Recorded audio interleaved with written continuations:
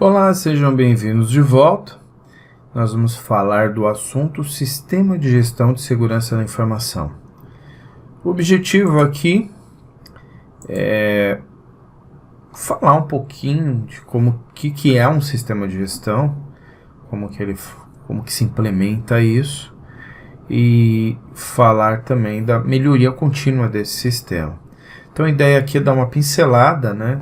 A gente vai ver aqui conceitualmente o que diz a norma, né? Então a norma chama de Sistema de Gestão de Segurança da Informação, consiste nas políticas, procedimentos, diretrizes, recursos e atividades associados, gerenciados coletivamente por uma organização na busca de proteger seus ativos da informação. Um sistema de gestão é uma abordagem sistêmica para estabelecer, implementar, operar, monitorar, revisar, manter, melhorar a segurança das informações de uma organização para alcançar os objetivos de negócio. Então, o sistema de segurança da informação, além de ele ter que ser implementado, mantido, melhorado, monitorado, ele é sistêmico, por isso que quando a gente pensa em sistêmico, você quando chega na sua casa, abre a porta e acende a luz está ali, você não consegue imaginar que por trás disso tem todo um sistema para manter essa luz funcionando ali. Então é um sistema que tem na sua casa, né, tanto que quando cai o quadro de energia ali, por algum pico de energia, você tem que ir até ali destravar o disjuntor para que o seu sistema volte a funcionar normalmente. É uma proteção, é um controle para picos de energia. E não termina ali, né? Tem um sistema que foi estendido na rua para alcançar todas as casas, e esse sistema se estende até uma usina, né? Uma central, às vezes, depois para uma usina, para abastecer um país inteiro.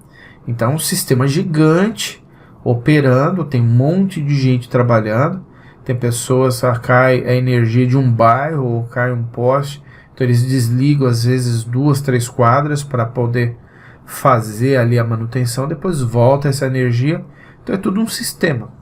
Às vezes você olha e fala, nossa, caiu a energia, mas do lado de lá da rua as casas estão todas acesas, do lado de cá todas apagadas. Porque justamente por ser um sistema modular, né, em partes. O sistema de gestão aqui, apesar de ser algo administrativo, está ali no papel, na prática são várias ações, como a gente mencionou ali, são ações com o intuito de proteger o ativo da informação. Quando fala em ativo da informação, é qualquer coisa que mantém informação. Seja uma pasta com documentos dentro de um cofre, dentro de um armário, seja um servidor, seja um switch, seja um roteador, um equipamento, um notebook. Tudo que é informação tem que ser protegida e tem a ver com a segurança da informação. Não é só computadores que fazem parte do nosso universo, mas se eu tiver informação impressa em papel, também faz parte do nosso escopo de trabalho. E esse sistema de gestão, ele tem que ser feito baseado no meu negócio. Por isso que a política de segurança da informação, ela também tem que estar alinhada ao contexto. A gente explica essa parte de contexto muito no nosso outro treinamento, que é o treinamento da interpretação da norma ISO, o objetivo de implementar mesmo o sistema de gestão. Então, a ideia aqui, né, é trazer consciência da necessidade de segurança da informação para os nossos colaboradores, atribuição de responsabilidade, saber quem são as pessoas responsáveis, não só, muita gente tem aquela falsa impressão de que a responsabilidade da segurança está na mão de quem? Da equipe de segurança. Ela não para pensar que ela é parte dessa proteção, ela é parte desses controles. Então, quando a gente fala de atribuir responsabilidades, de forma geral, todos são responsáveis pela proteção. O usuário final, a pessoa que constrói a informação, né, que alimenta os sistemas, enfim, todos da organização são responsáveis pela segurança. Então, a ideia, é claro que uma boa parte dessas informações tem um dono. Então, quando a gente fala de informações do RH, cada funcionário é dono daquela parte da informação que é dele. Mas essa informação dentro do sistema da organização, é responsabilidade da organização manter a proteção disso. E a gente vai falar lá na frente, existe uma diferença conceitual em privacidade e confidencialidade. Toda vez que a gente pensa no sistema de gestão, a gente já está pensando em manter a confidencialidade desses dados e, de certa forma, a privacidade. Agora, com lei de proteção de dados, requer que a gente seja mais explícito nessa questão da privacidade, que é um pouquinho diferente, a gente vai explicar mais para frente aí.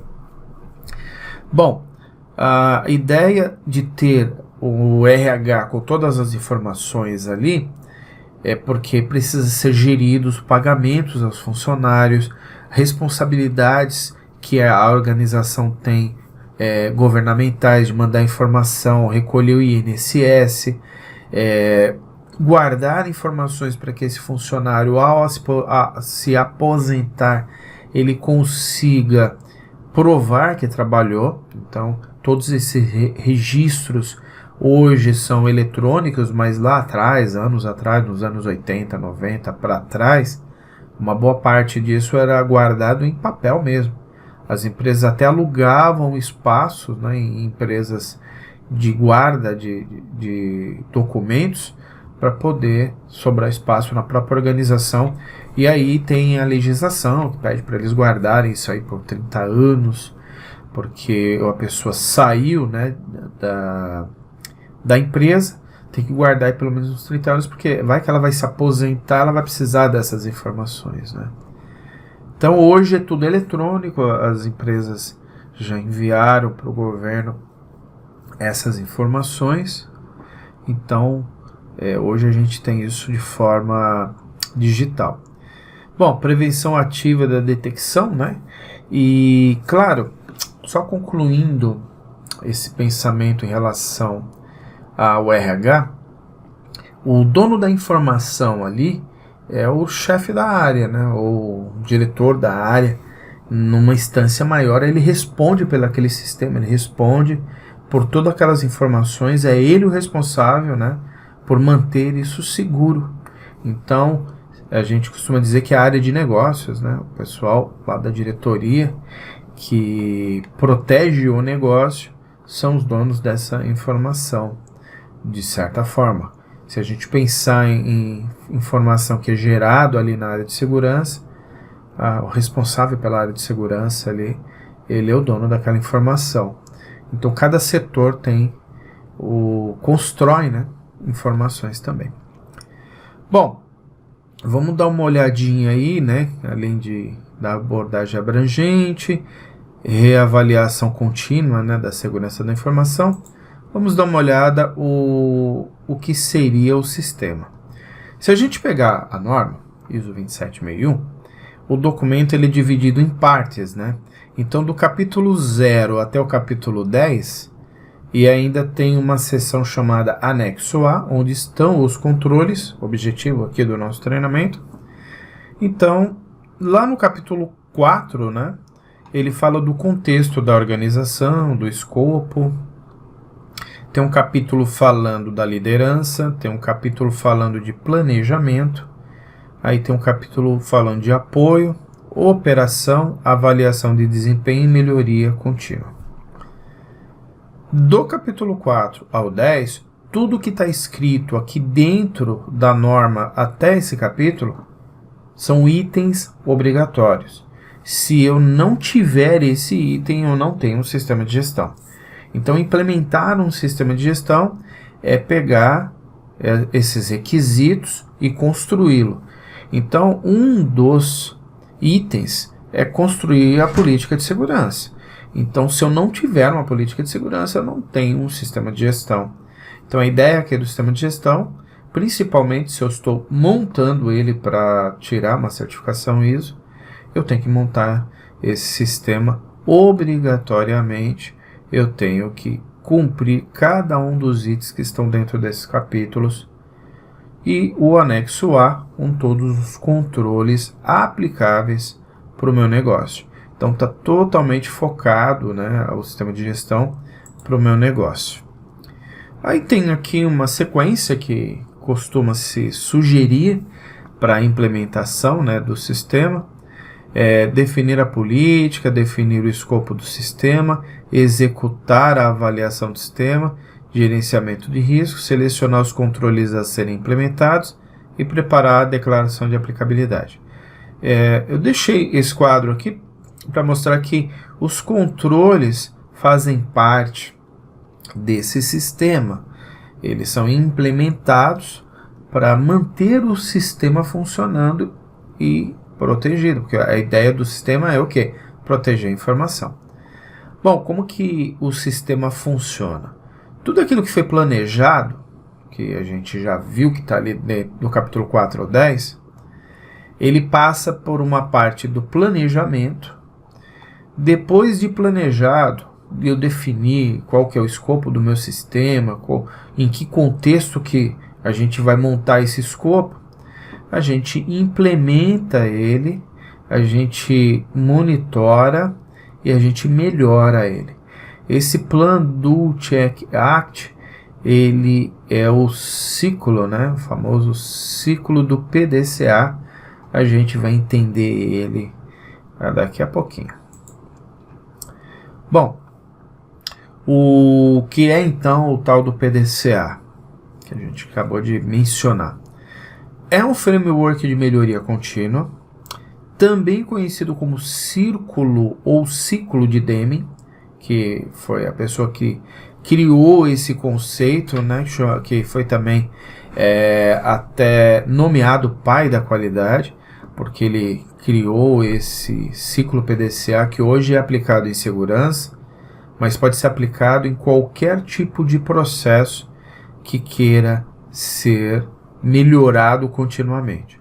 É um método iterativo de gestão de 4 passos, método orientado a processo. Isso é muito importante porque se o método não fosse orientado a processo, eu teria que ter um método para cada segmento, um para bancos, outro para a indústria petrolífera, para a indústria da saúde e assim por diante.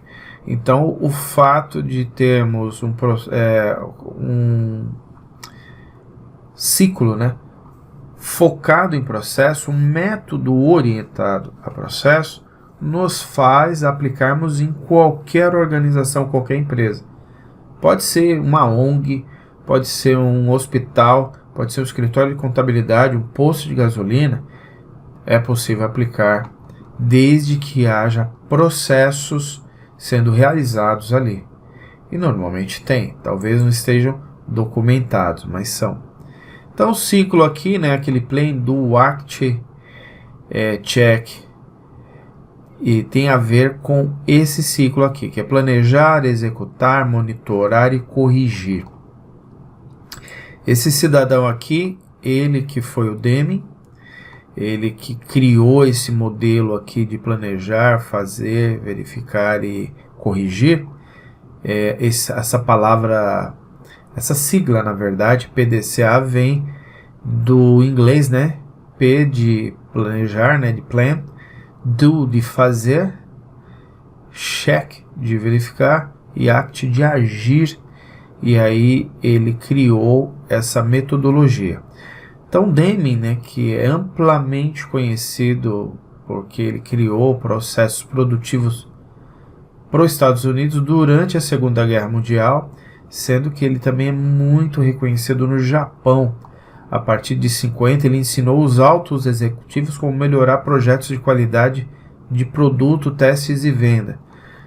Vale lembrar que a indústria automobilística se beneficiou assim enormemente desses métodos de trabalho e ele ensinou aí outros países a implementar esse método, a aplicar esse método ao seu negócio, para você entender como que é interessante, esses métodos de trabalho, eles são aplicados aonde? Dentro do meu negócio. Ele faz o meu negócio ser melhor. Da mesma coisa, a segurança da informação, ela também, a ISO, né, 27001, ela é focada, né, em projetos, e então esses projetos são focados em processos, né? Então, uma boa parte do nosso tempo é, vamos implementar um projeto aqui, vamos implementar outro projeto. Todos esses projetos que a gente vai implementando no nosso dia a dia, todos eles estão focados em processo. Tem uma série de passos a serem feitos. E são esses processos que fazem a gente implementar o ciclo PDCA dentro do nosso modelo de trabalho.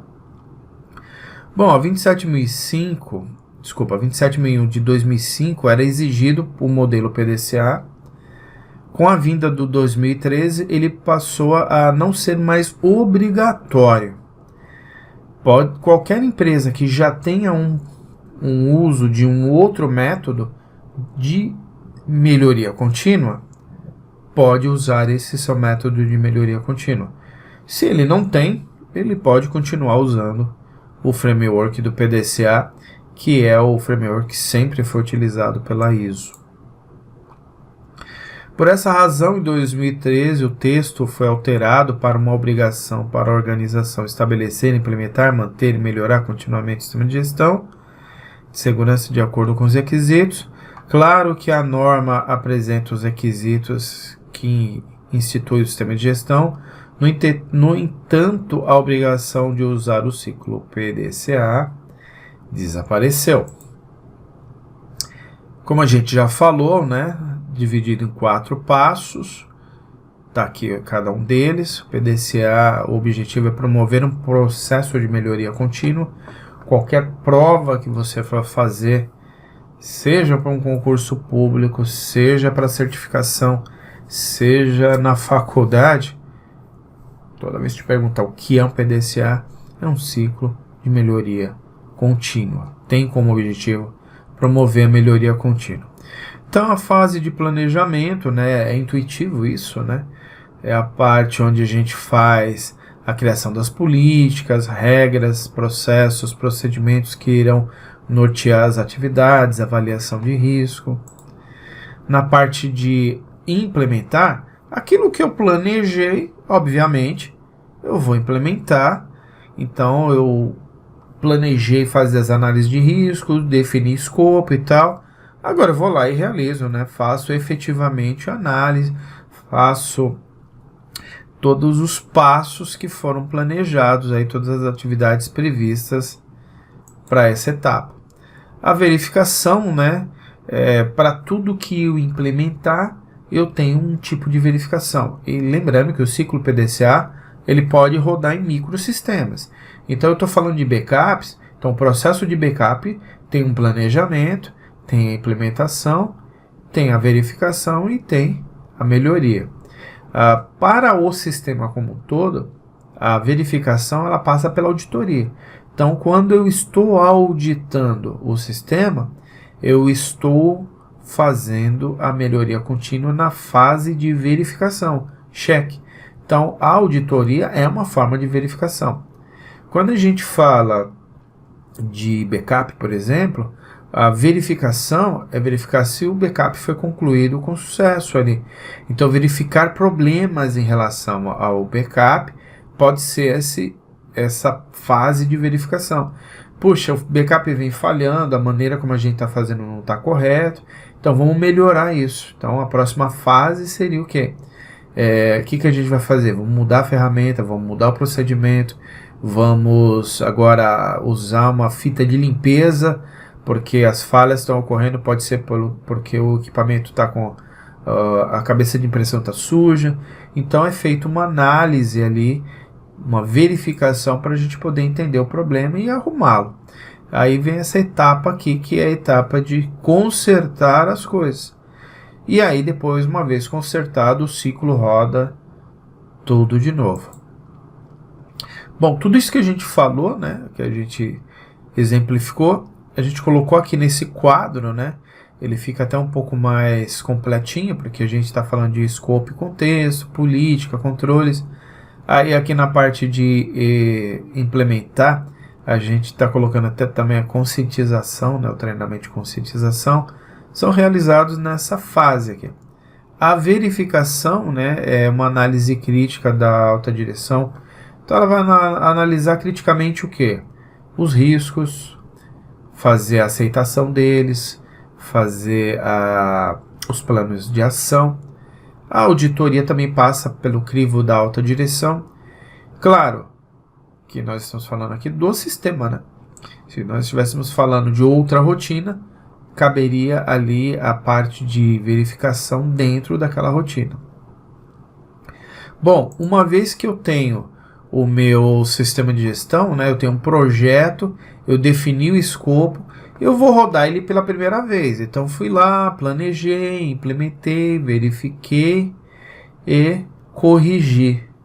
Na primeira vez, você não tem como fazer todas as etapas, né? Corrigir e tal, porque é a primeira vez. Então você implementa. Aí você planejou, né? Aí você implementou. Aí depois de um tempo, você verificou que o seu sistema tá funcionando, tá corrigindo, mas tem uma coisinha ou outra ali que precisa de um ajuste. Aí é que você faz de novo esse planejamento, monta um plano de ação corretiva para isso, e aí esse plano de ação que foi planejado, ele é implementado, e aí começa o ciclo tudo de novo, e aí ele entra já em produção. E aí ele fica rodando isso aqui infinitamente, e você vai melhorando, vai melhorando, vai melhorando. Existe uma ideia aqui de que o sistema ele não tem que ser eficiente, ele tem que ser eficaz, ou seja, ele tem que funcionar, ele tem que atender a necessidade. Então a ideia aqui não é ser perfeito, porque se ele for perfeito não dá para eu melhorar continuamente.